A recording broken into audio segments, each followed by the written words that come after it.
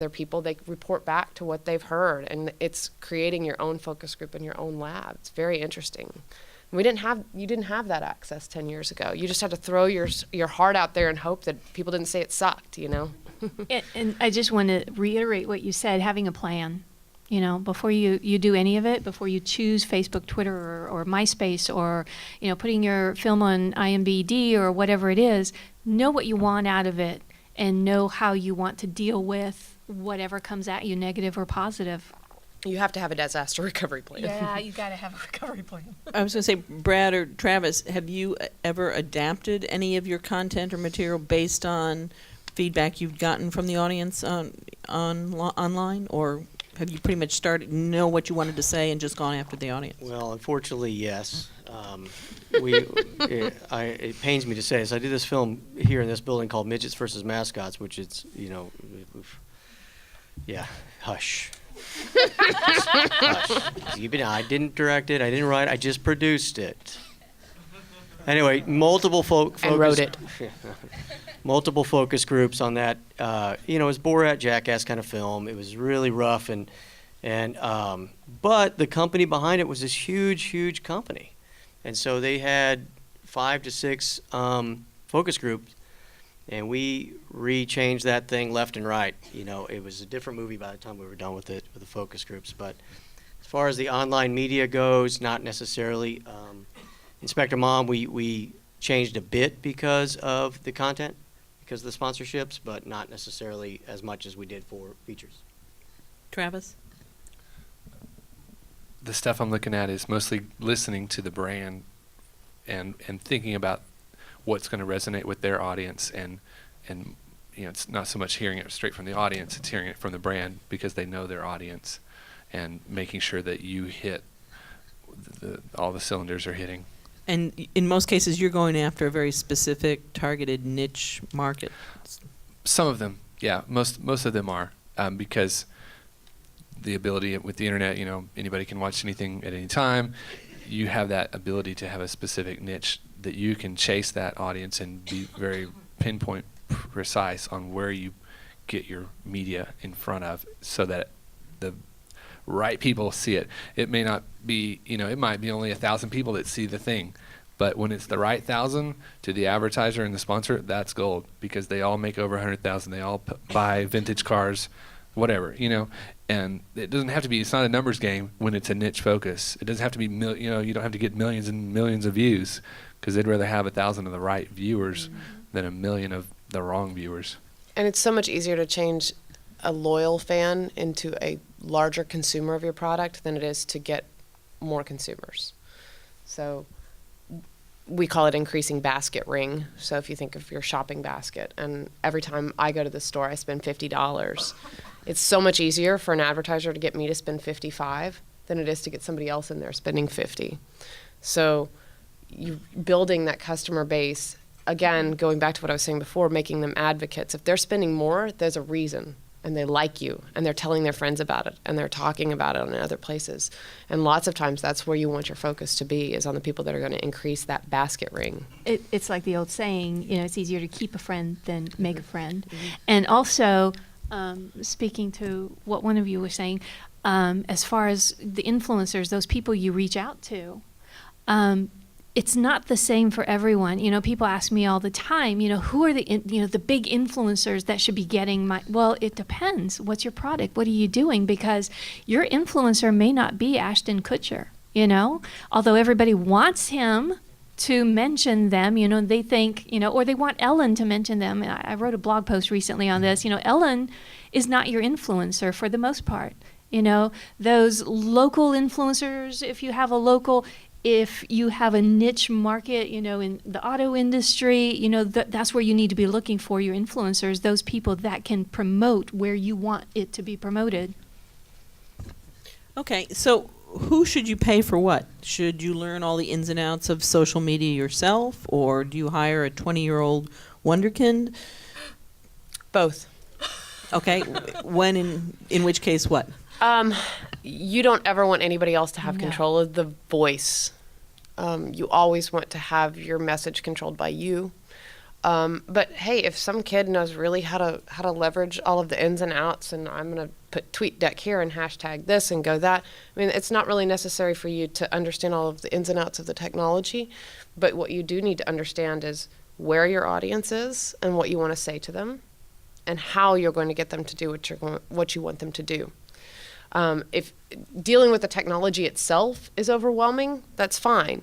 You can use a 20-year-old that is reading up Wired magazine every day and knows what's new and what the greatest tools and technology are, but ultimately you don't give over that power. It's kind of like these celebrities that let the CPAs run them into bankruptcy. You know, you let go of your eye, you take your eye off of what that message is, and you're gonna end up in a mess. Yeah, and I want to add, I know a lot of big companies have regretted greatly doing that, because whereas those kids may know how to post something here and there and put the right hashtags, et cetera, they don't necessarily know how to respond.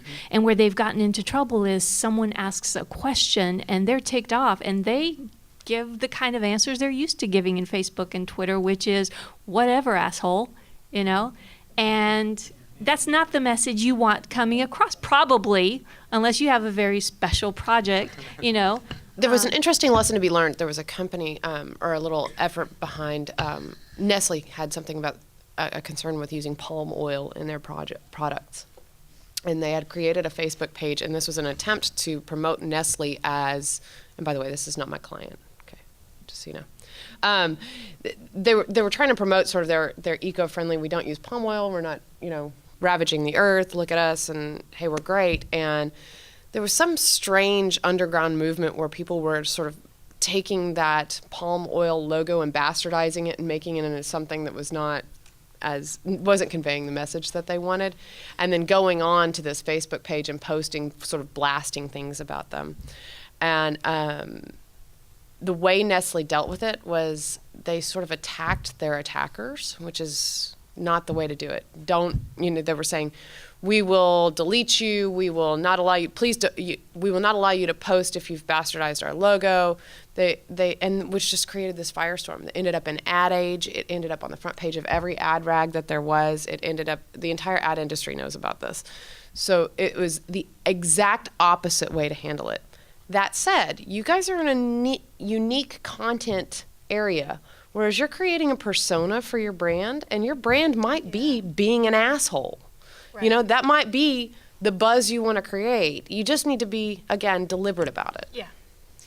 Travis and Brad, do you do your own social media? Do you have a marketing person that you work with? How do you approach it? Well, because I own a distribution company, we take multiple titles a year. I can't do it myself. So I basically trained years ago this housewife out of San Antonio that does it for me, and she has a company. I'll plug her company called Beyond the Buzz Marketing, and she'll take a product I give her and she'll dissect it into every possible way you can dissect the product, and she will hit it positively in every way that the filmmaker and I feel is good for the revenue stream. So I just physically can't do it, but I agree that if you have the time, if you're passionate about your product, you've got to just stay on it.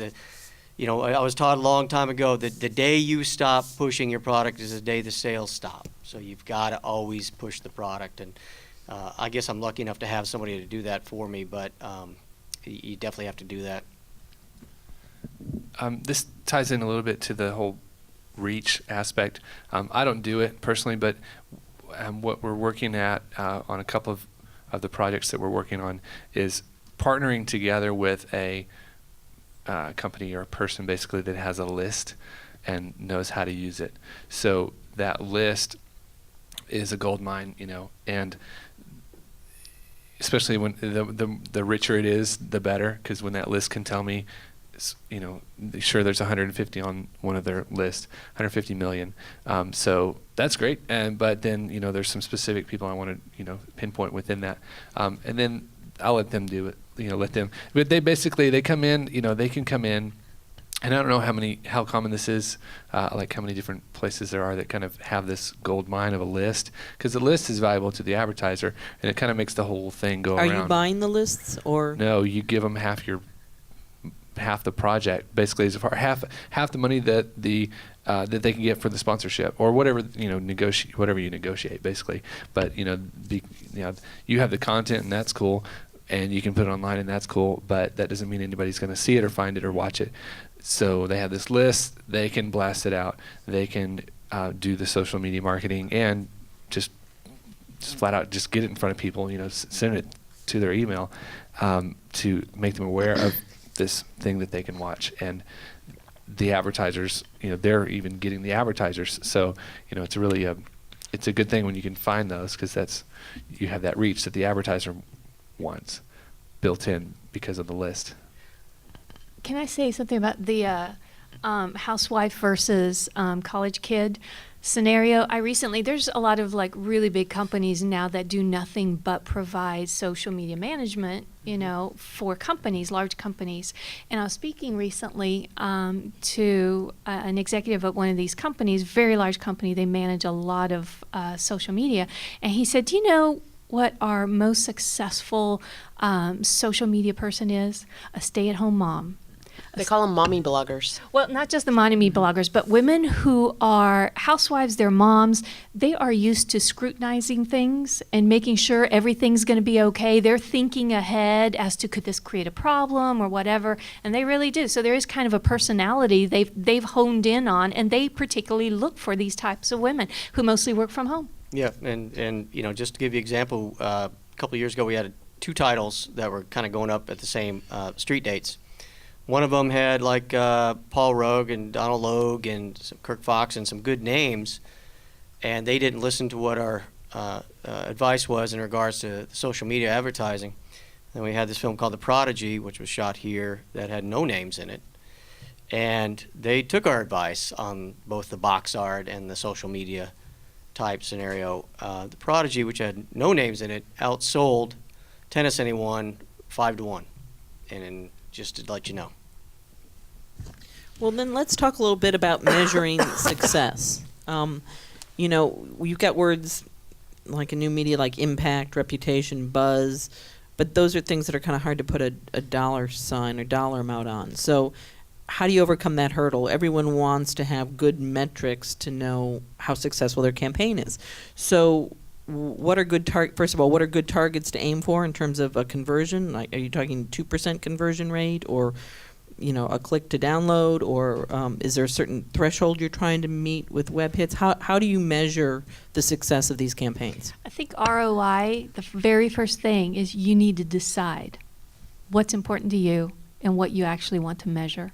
Do you want to measure how many people will actually look at the clip of your film on YouTube, or are you trying to measure how many people are actually going to go out and watch the film, pay the $8 or whatever it is to see the film? You have to decide what you want to measure and then figure out how it is you're going to measure that thing. The best thing about the internet, if you're wanting to convince numbers people, is it's one of the most measurable forms of media. You put something out on television and you're kind of, I don't want to say it's completely subjective, but you're taking a portion of a population and trying to apply it to a whole population. Whereas with the internet, you are literally measuring the physical activity of the people viewing your content. At what point during the viewing of your content they have dropped off. If 80% of the people viewing your content drop off at minute 6:08, then something's happening at 6:08, and you may need to optimize your content. I mean, if you're at the point where your content's done and you're simply trying to distribute it, then you can't leverage that kind of information. But at the same time, you can leverage the information about where you are and how impactful that is and who's viewing it.